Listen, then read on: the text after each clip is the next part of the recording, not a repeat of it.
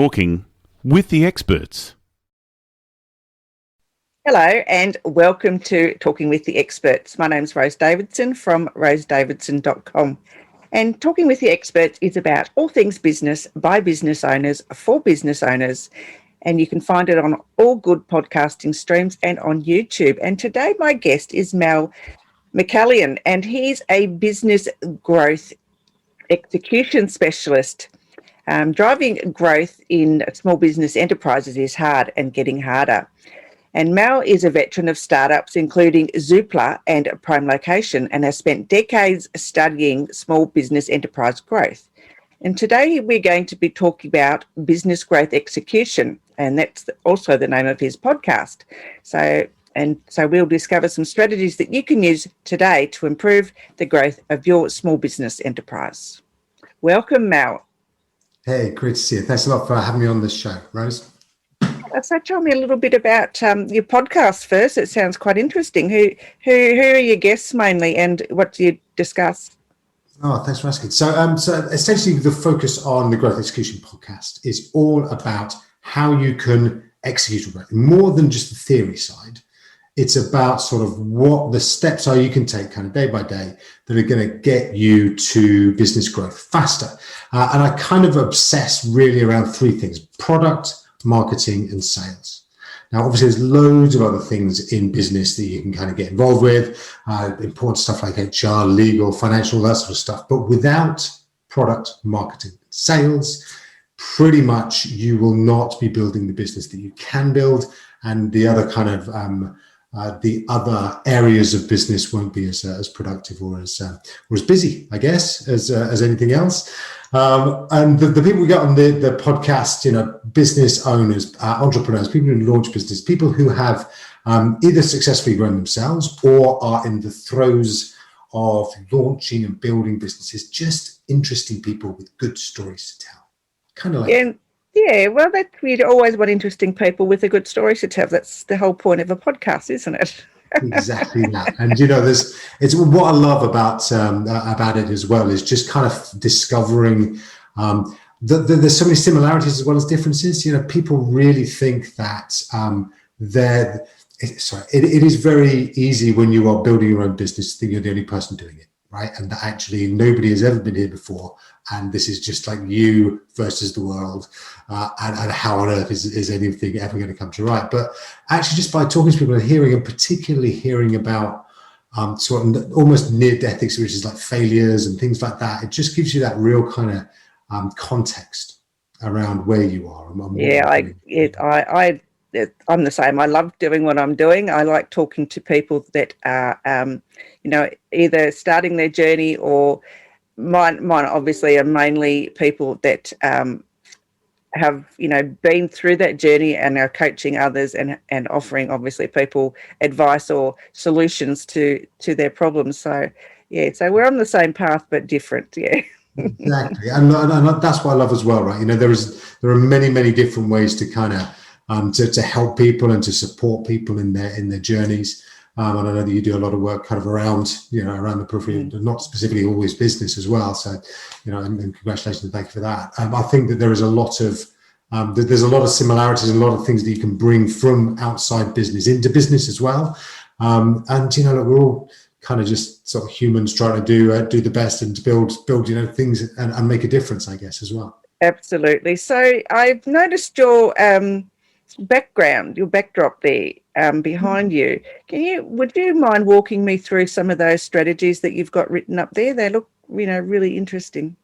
Thank you. So it's based on the periodic table for everybody who remembers their kind of school GCSEs and various kind of exams and so on. So what it is, it's broken down into 15 different elements, right? But they're within 3 disciplines. So I've said product, marketing, and sales. So just to pick kind of one out, the product side of the 5, product concept is the first one, right? And I have a fundamental belief that if you know really why you're doing what you're doing, then everything else is much more straightforward.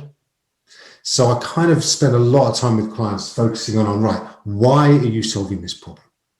Okay, and it's kind of that is the heart of almost any business, and certainly any business that's going to grow, is the answer to the question, why am I solving this problem?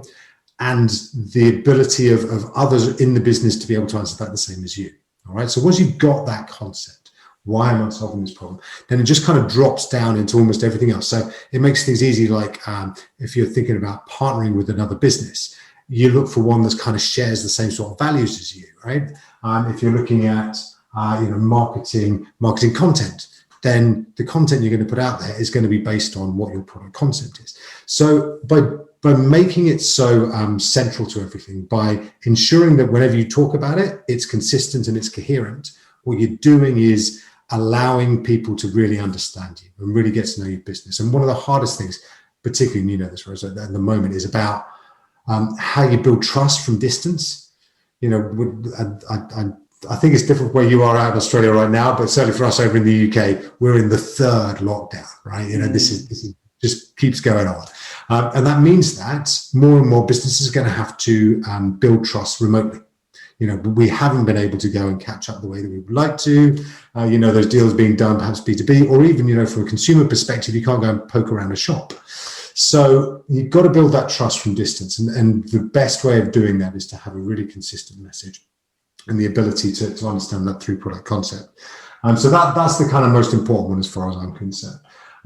Marketing content we touched on as well here. That's element 8. That's all about making sure that you are repeating the same things. So wherever you show up, wherever people encounter your brand, wherever they see you, you are exhibiting the same content, the same phraseology, the same information. You demonstrate the same values. All of that is consistent and coherent, because it's so important that people get that trust in you from everything that you show up on. If you end up in a partnership with a business that completely conflicts with your core values, people notice that and kind of worry about it quite a lot. So so marketing content is kind of the big one in marketing. And over in sales process, it's one of those things. Sales in general is kind of that thing that's a bit, in a lot of businesses, a bit dirty, kind of. It kind of sits over in a corner. People like put them as far away as possible. Yeah. I don't like sales. I hate sales. Yeah, I'm exactly. so bad at it. I just get to the point. I hate asking for money. I'm a person that just hates to ask for the. Yeah. So I'm a really bad closer. You are not alone, right? And this is one of those things that a lot of people, and I totally get it, is, you know, you hope that the product's going to be good enough. You know, these say, right, I'm going to put this out there and it's going to be good enough and people buy it. And some will, and that's great. Then you kind of go, right, I'll overlay with some marketing and put some really pretty stuff around it, and that might get a few more.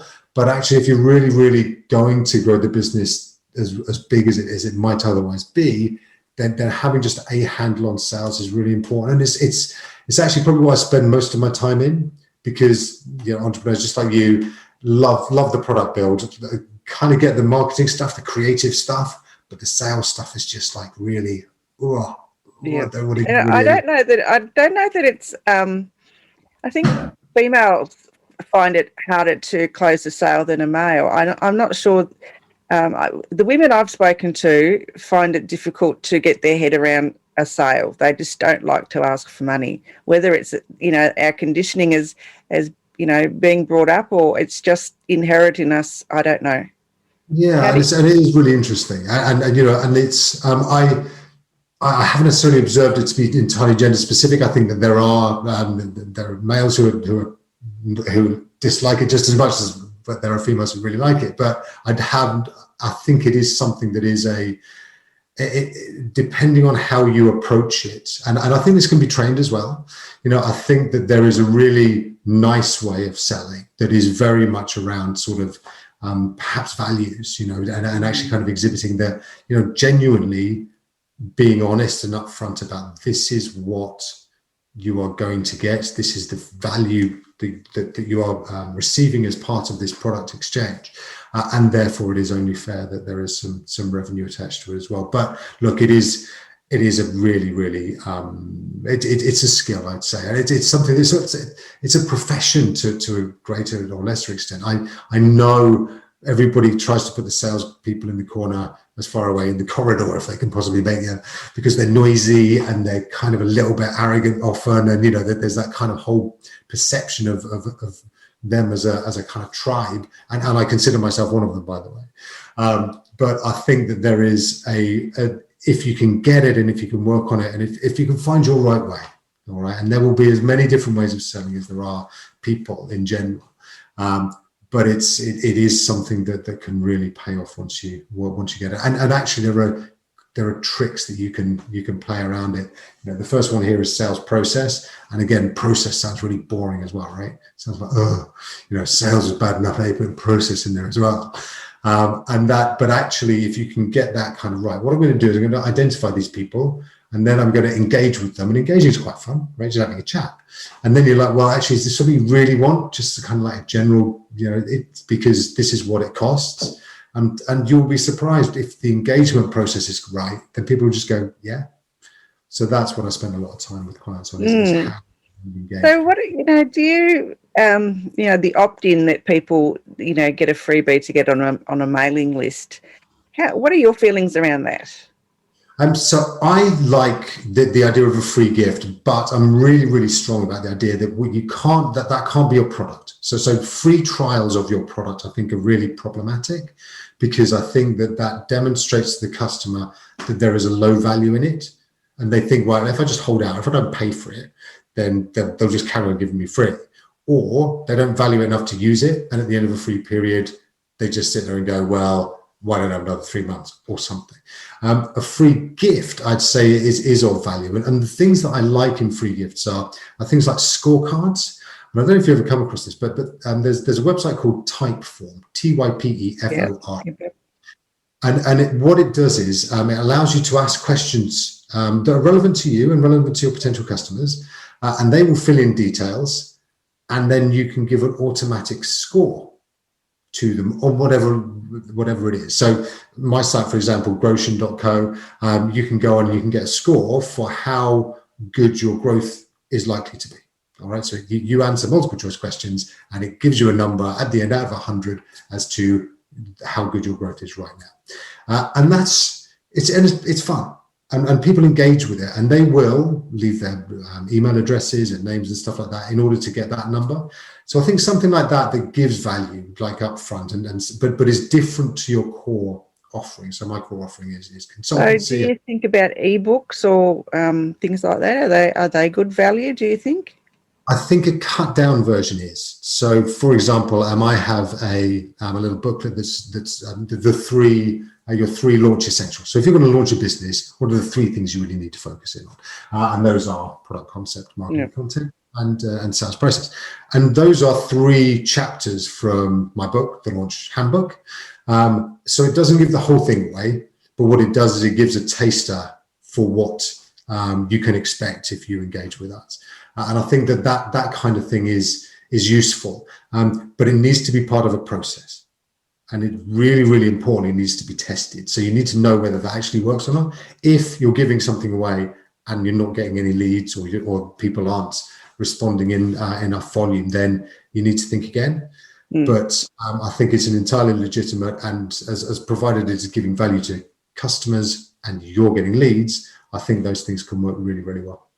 So I don't know if you know much about websites and things, but if you do, where would the best place for an opt-in to be, on the front page or on the actual landing page for the program or whatever it is that you're offering? So I would also, the top right corner of your website is where people look for buttons. All right. So you've got a navigation bar, which has got things like About Us and all that sort of thing. And generally with those ones, I'd only ever have 4 kind of core buttons, which is an About Us, services, contact, and home. So just, keep it very sparse, very limited up the top, but then to the far right, have a button in a different color. So a really pressable and standout color that says whatever your offering is. So for us, it's like we'll get your growth score. All right. And then you click on that, and then you're taken into the process. So as far as so for that, if you've got something to give away like a booklet or a white paper or something like that, I would have get your white paper or something here, or free something. So free advice or something like that. You click there, and then it'll take you through to the landing. Oh, that's pretty good advice. A lot of coaches say different things. So it's interesting that on that perspective, I hadn't heard of that one. So that's a really good tip. I really find it works, and again, particularly kind of part of my background is that I helped, as you said in your intro, to set up a business called Zoopla over here in the UK, which is kind of like Domain over where you are, or realestate.com.au. So it's a property portal, and we spent a lot of time and a lot of money and a lot of testing to find out what button positions and how things ought to be, and what we were searching for was the idea that if you can get people to do anything within 3 clicks, all right, so that pretty much at any point after 3 clicks, the chance of them quitting and just disappearing is significantly increased. So if you can get people to where you want them to be within 3 clicks, then you're winning. Okay, 3 clicks it is then. That's really good. I hadn't heard of that one either. I know that when you've got menus and sub-menus, that they'll only go to the 3rd level. They won't go any further because it's just too much to look through. But having 3 clicks on... and what about touch points? Now, I've often heard that it takes now 7 touch points to know, like, and trust you. Is that still the same, or has that gone up? So Google is always a good place to start with this. Obviously, they know a thing or two about advertising, and their most recent data, which I think is from 2017, it might be from later than that, is that there are the 3 numbers that you have to pay attention to. Right, the first of them is the number 11. So 11 is the number of touches now that you need. People need to see your brand 11 times on average before they feel comfortable buying from you. The second number is 7, but that's 7 hours. Now, 7 hours sounds like a phenomenally long time, all right? But if you think about it, you probably, when you're kind of pottering around the internet and you're thinking about getting something, all that sort of stuff, you do try and find as much information as possible.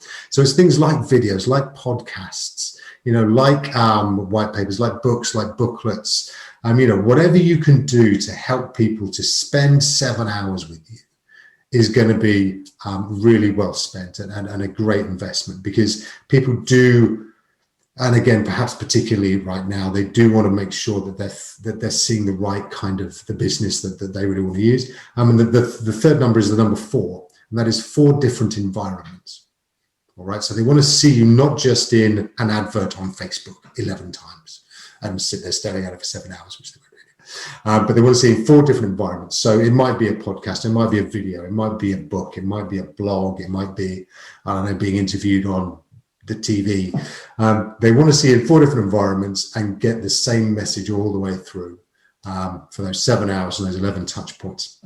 And that's really quite a lot, isn't it? It is, isn't it? Yeah. I mean, there's so much choice now out there, and people really want to. And I think they all, from a kind of ethical viewpoint as well, right? There are a lot of people now. They're ethical consumers. They want to understand a lot more about the business rather than just seeing the first thing that they come across and jumping at it. I think there's so much more now that is required to be done to build that trust and build people's understanding of what you stand for. All right. So other than just, what's the name of your podcast again, Mel? So it's the Growth Execution Podcast. Yeah. We every Saturday morning. It's available on all the good platforms. And yes, it's all about growth execution with great guests like your good self, and ensuring that if you are an entrepreneur or someone looking to grow your business, then that's a good place to start. Perfect. And what else can they find you? So Growtion.co is my website. So Growtion, GROWTION.co. Growtion.co. And there's loads of stuff on there. We've got like daily tips. We've got webinars. We've got a growth execution group on Facebook as well. Do come and join us there. We'd be delighted to have you along. Perfect. Perfect. Any last words of wisdom, please? So what I would really focus on within any business right now is around personalized. All right. So people who, everybody has been kind of atomized for quite a long time right now. So I think if you can speak directly to people, touch on what you know of their interests, try and make it as tailored as possible to them as individuals rather than as a homogenous group. I think that's really where kind of 2021 plus is going to be in terms of marketing and building. Yeah, I agree. I do agree. I think 2020 sort of put business on the back foot slightly, and to move forward, we have to change our processes and our way that we think. Couldn't agree more. Absolutely right. All right, Mel. Thank you so much for your time today, and we'll touch base very soon. We will indeed. I really appreciate being on. Really enjoyed it. Thanks, Rose. Take care. See you soon. Bye-bye.